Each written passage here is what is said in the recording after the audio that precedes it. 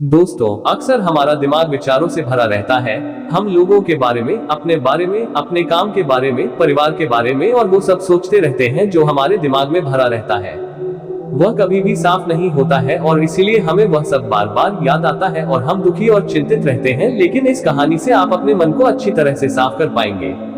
आप अपने मन की धुलाई खुद कर सकते हैं। बस इस कहानी पूरा सुने। एक बार एक गुरु और शिष्य एक सुनसान जंगल से गुजर रहे थे। तभी शिष्य अपने गुरु से एक सवाल करता है, गुरु जी, ऐसा क्या होता है कुछ लोगों के पास कुछ भी नहीं होता लेकिन फिर भी वो सुखी रहते हैं, आनंद में रहते हैं, और कुछ लोगों के पास सब कुछ होते हुए भी उदासी उनके चेहरे से साफ दिखाई देती है। गुरु ने एक मुरझाए हुए फूल की तरफ इशारा करते हुए अपने शिष्य से कहा कि ये सोचने की और समझने की बात होती है। अगर ये फूल ये सोचेगा कि मैं कल मुरझा गया था, या फिर ये सोचेगा कि मैं भविष्य में फिर से मुरझा जाऊंगा, तो ये कभी भी खुलकर पूरे तरीके से खिल नहीं पाएगा। अपने सुंदर स्वरूप में ये कभी भी आ नहीं पाएगा और अपनी खुशबू से इस प्रकृति में बिखेर नहीं पाएगा। उसी प्रकार इंसान अपने अतीत की यादों में खोया रहता है या फिर अपनी भविष्य की कल्पनाएं करता रहता है, भविष्य के दुखों के बारे में सोचता रहता है, या भूतकाल में जो उसके साथ बुरा घटित हुआ है उसके बारे में सोच सोच कर वो अपने भविष्य के लिए चिंतित होता रहता है। तो ऐसा मनुष्य जीवन में कभी भी सुख अनुभव नहीं कर सकता। ये समझने की बात होती है कि जीवन हमेशा वर्तमान में होता है। अतीत और भविष्य की कल्पनाएं हमेशा मनुष्य को मृत्यु की तरफ लेकर जाती है। इसलिए यह जरूरी हो जाता है कि जिस प्रकार हम अपने शरीर की देखभाल करते हैं उसे बीमारियों से दूर रखने के लिए उसकी अंदर से गंदगी भी साफ करते रहते हैं, उसी प्रकार समय समय पर हमें अपने मन और मस्तिष्क की भी गंदगी साफ करते रहना चाहिए, उसकी धुलाई करते रहना चाहिए। इससे आपकी बुद्धि की क्षमता तो तेज होगी ही होगी, साथ ही साथ आप हमेशा आनंद में रहने का रहस्य जान पाओगे। शिष्य ने सवाल किया कि गुरुदेव, इससे पहले कि हम मन और मस्तिष्क पर चर्चा शुरू करें, इससे पहले मैं ये जानना चाहता हूँ कि जिन लोगों के पास सब कुछ होता है वो दुखी क्यों रहते हैं, और जिन लोगों के पास कुछ भी नहीं होता अक्सर वो आनंद में क्यों होते हैं। ये रहस्य क्या है, इसके पीछे क्या कारण हो सकता है। गुरु ने उत्तर दिया कि कुछ लोग जीवन में सब कुछ हासिल कर लेते हैं और सब कुछ हासिल कर लेने के बाद उन्हें सब चीजों की व्यर्थता पता चल जाती है। ऐसे लोगों को अक्सर ये एहसास जकड़ लेता है कि मैंने जीवन में जो कुछ भी पाया, जो कुछ भी किया, उससे भले ही मैंने सुख सुविधाएं हासिल कर ली हो, लेकिन मन की शांति अभी भी बहुत दूर है, अधूरी है, उस तक मैं पहुंच नहीं पाया। सब कुछ पाकर भी मैं अपने मन को जान नहीं पाया। और जब इंसान को ऐसा लगता है तो उसे महसूस होता है कि जो भी उसने कमाया वो कौड़ियों के भाव का था। उसने अपना जीवन बेकार की चीजों में यूं ही व्यर्थ कर दिया। और वहीं पर जिस इंसान के पास जीवन में कुछ भी नहीं होता है उसके पास एक उम्मीद होती है, उस सब कुछ पाने की लालसा रखता है, और वही लालसा, वही इच्छा उसको जीवन में खुश रखती है, आगे बढ़ती है, ऊर्जा से भरा हुआ रखती है। गुरु ने अपने हाथ से एक सूखे पेड़ की तरफ इशारा करते हुए कहा कि शिष्य, कभी तो ये पेड़ भी हरा भरा रहा होगा, फलों से लदा हुआ रहा होगा। अनेक प्रकार के पक्षी और जानवर इस पर कीड़ाई करते होंगे, इसके फलों को खाते होंगे। उस समय इस पेड़ को भी ये पता नहीं होगा कि एक दिन तुम सूख जाओगे और तुम्हारी हालत इतनी बदतर हो जाएगी कि तुम किसी को छांव तक नहीं दे पाओगे, तुम्हारे ऊपर पत्ते तक नहीं रह जाएंगे, फल तो दूर की बात रही। उसी प्रकार मनुष्य अपने जीवन की दौड़ में ये भूल जाता है कि जिस दौड़ में वह सबसे आगे निकलने की कोशिश कर रहा है उसका अंतिम चरण तो मृत्यु ही है। काश वो कभी इस दौड़ से अलग हटकर ये देख पाए कि इसका अंतिम चरण तुम्हें कहीं नहीं पहुंचाएगा, कि जिस दौड़ को वो सबसे आगे निकलकर जीतने के ख्वाब देख रहा है उसका अंतिम चरण मृत्यु ही है। काश वो कभी जीवन की दौड़ में ठहर कर ये देख पाए किसका अंतिम चरण क्या होगा, तो वो उन कामों को तेजांजलि दे सकता है जो व्यर्थ है, जो बेकार है, और ऐसे कार्यों की तरफ आगे बढ़ सकता है जो उसके जीवन में आनंद पैदा करते हो, जो उसके जीवन को एक नई दिशा देते हो। गुरु ने खुद की तरफ इशारा करते हुए समझाया कि एक योगी वो होता है जो जीवन की दौड़ में ठहर जाता है, जो ये समझ लेता है कि जीवन का अंतिम चरण तो मृत्यु ही है। इसलिए वो जीवन में सुख सुविधाएं हासिल करने की बजाय खुद के मन और मस्तिष्क को एक नए आनंद की तरफ ले जाने का प्रयास करना शुरू कर देता है। शिष्य ने सवाल किया कि गुरुदेव, क्या एक ग्रस्त जीवन में जीने वाला मनुष्य उस आनंद की प्राप्ति नहीं कर सकता, और अगर कर सकता है तो उसे किस प्रकार शुरुआत करनी चाहिए। बिल्कुल कर सकता है, गुरुदेव ने उत्तेजित होकर उत्तर दिया।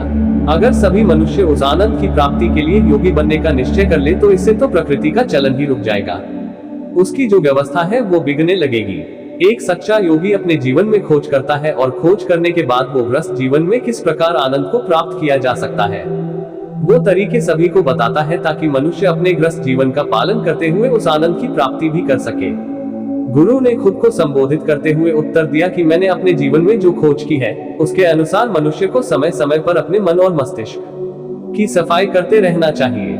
मनुष्य अपने शरीर पर तो ध्यान दे लेता है लेकिन अपने मन और मस्तिष्क को वो भूल जाता है, उस पर कभी ध्यान नहीं देता और उसी वजह से मन और मस्तिष्क बूढ़े होते चले जाते हैं।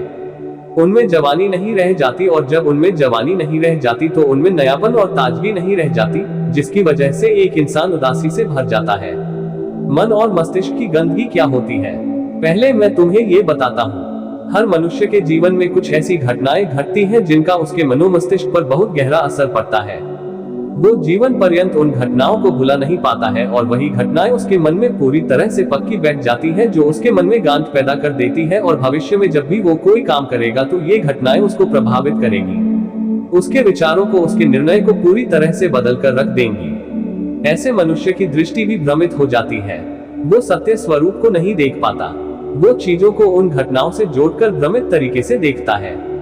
उदाहरण के लिए अगर किसी बुरी आंखों वाले आदमी ने आपको धोखा दे दिया तो अब जीवन पर्यंत बुरी आंखों वाले आदमी को हमेशा धोखेबाज समझते रहेंगे, उस पर कभी पूर्ण रूप से विश्वास नहीं कर पाएंगे।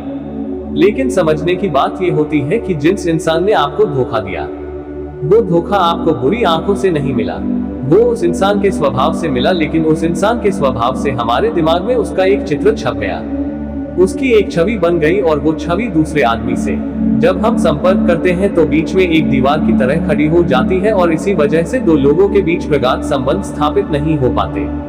जो मनुष्य के लिए सबसे जरूरी यही होता है कि वो अपने आप को अतीत की घटनाओं से फ्री रखे, उन घटनाओं से प्रभावित होकर वो दिमाग में किसी तरह की छवि ना बनाए।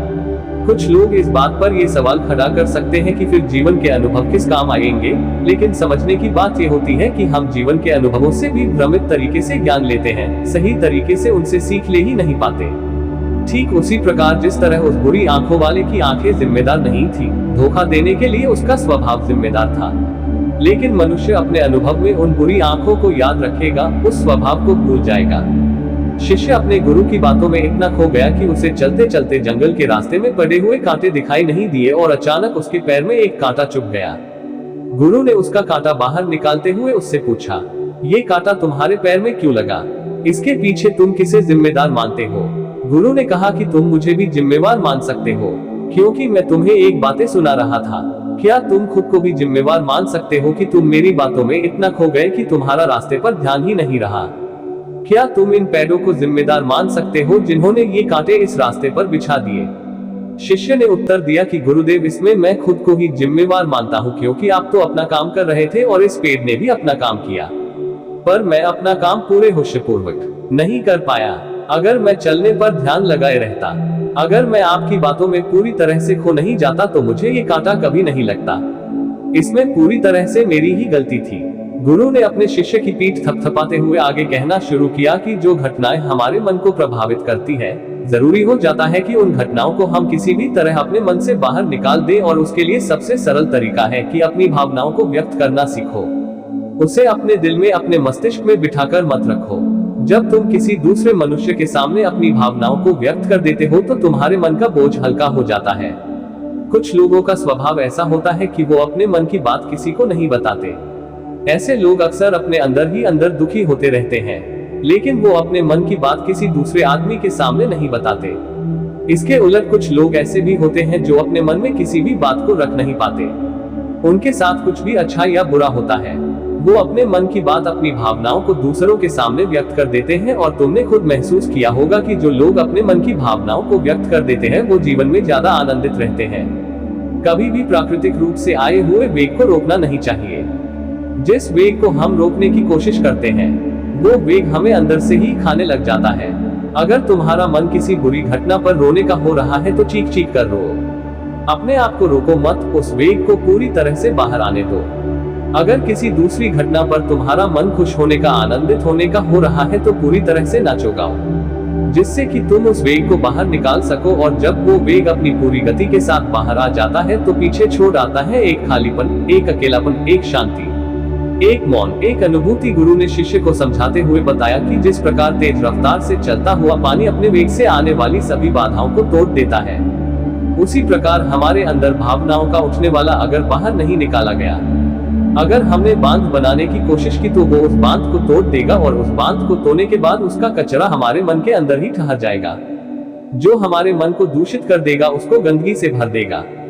अक्सर मनुष्य अपने मन में किसी घटना को दबाकर इसलिए रखता है कि वो सोचता है कि अगर सामने वाले को इस घटना के बारे में पता चला तो वो पता नहीं मेरे बारे में क्या सोचेगा।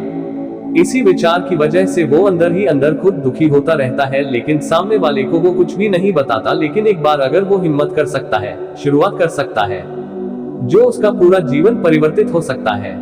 एक बार अगर उसके दिमाग की आदत बन गई तो वो जीवन भर अपनी भावनाओं को दूसरों के सामने व्यक्त करने से हिचकिचाएगा नहीं। और अपने दिमाग की ये आदत हम 21 दिनों में पैदा कर सकते हैं। 21 दिनों तक अगर सही तरीके से हम अभ्यास करें तो हमारा दिमाग पूरी तरह से भावनाओं से मुक्त हो जाएगा। यह 21 दिनों का अभ्यास इस प्रकार है। किस दिनों तक? सबसे पहली बात जो याद रखनी है कि अपने मन में किसी भी बात को दबाकर नहीं रखना है। अगर हम किसी मनुष्य के बारे में अच्छा सोचते हैं तो हम उसे व्यक्त करें, अगर बुरा भी सोचते हैं तो उसे भी व्यक्त करें। परिणाम भूल जाएं कि परिणाम क्या होंगे। सिर्फ अपने दिमाग की धुलाई करने पर विश्वास रखें। इससे आपके अंदर एक अद्भुत साहस पैदा होगा। जब आप किसी मनुष्य के बारे में वह सब बता पाएंगे जो आप उसके बारे में सोचते हैं, तो आप खुद सोचिए कि आपका खुद के ऊपर विश्वास कितना ज्यादा बढ़ जाएगा। आपके मन के सारे डर खत्म हो जाएंगे। हो सकता है कि इसमें आपको चुनौतियों का सामना करना पड़े, लेकिन जहां पर चुनौती नहीं होती वो कुछ अभ्यास भी नहीं होता। अभ्यास हमेशा चुनौतियों से भरा होना चाहिए। इससे आप सत्य वचन बोलने का अभ्यास भी कर पाएंगे। अक्सर हम दूसरों को प्रभावित करने के लिए वो सब बोलते हैं जो उन्हें अच्छा लगता है, लेकिन वो नहीं बोलते जो हम उनके बारे में सचमुच में सोचते हैं, और यही हमारी सबसे बड़ी भूल हो जाती है। इससे हमारा पूरा अस्तित्व झूठ बनकर रह जाता है। और अपनी भावनाओं को व्यक्त करते समय ये भी जरूर ध्यान रखें कि आपके अंदर जो भावनाएं उस इंसान के प्रति उठ रही हैं, उनके पीछे का मूलभूत कारण क्या है। उदाहरण के लिए, जब एक नौकर अपने मालिक के लिए कोई काम करता है और वो काम अच्छे से नहीं कर पाता है तो मालिक उसे डांट फटकार देता है, जिससे उसके अंदर उसके प्रति क्रोध की भावना ये उठती है। लेकिन समझने की बात ये होती है कि मालिक तो आपको कहेगा ही, वो तो डांटेगा ही। अगर आप काम अच्छे से नहीं करेंगे तो अगर आप काम अच्छे से कर रहे हैं और फिर भी आपका मालिक आपके साथ अच्छा व्यवहार नहीं कर रहा है, तो आप खुलकर अपने मालिक को अपनी भावनाएं व्यक्त कर सकते हैं, बिना ये सोचे कि इसका परिणाम क्या होगा। अगर आप इस भावना को उठाएंगे तो आप अपनी नजरों में खुद ही नीचे गिरने लग जाएंगे। आपका आत्मविश्वास बिल्कुल खत्म हो जाएगा। दूसरा अभ्यास जो तुम्हें 21 दिनों तक करना है वो ये है कि जो भी घटनाएं तुम्हारे साथ घटित होती है, कम से कम जीवन में एक इंसान ऐसा होना चाहिए जिसके सामने तुम अपने दिल की बात रख सको। चाहे अच्छी बात हो चाहे बुरी बात हो, वो सब बातें तुम बिना कुछ सोचे विचारे, बिना इस डर से कि वो इंसान तुम्हारे बारे में क्या सोचेगा, तुम उस इंसान को अपनी सारी बातें बता सको और वो इंसान तुम्हारी सारी बातें सुनने के बाद तुम्हारे लिए कोई छवि पैदा ना करे। ऐसे इंसान अपने जीवन में खोजो और उनके सामने अपनी सारी भावनाएं व्यक्त करने की कोशिश करो। दिन में जो कुछ भी घटित होता है, अच्छा लगता है, बुरा लगता है, किसी के प्रति आकर्षण होता है, उसको एक दोस्त की तरह बताने का प्रयास करो। इससे तुम्हें ये पता चल पाएगा कि तुम्हारा मन घटनाओं के प्रति किस प्रकार की भावनाएं पैदा करता है। तुम अपने मन को समझने में सक्षम हो पाओगे।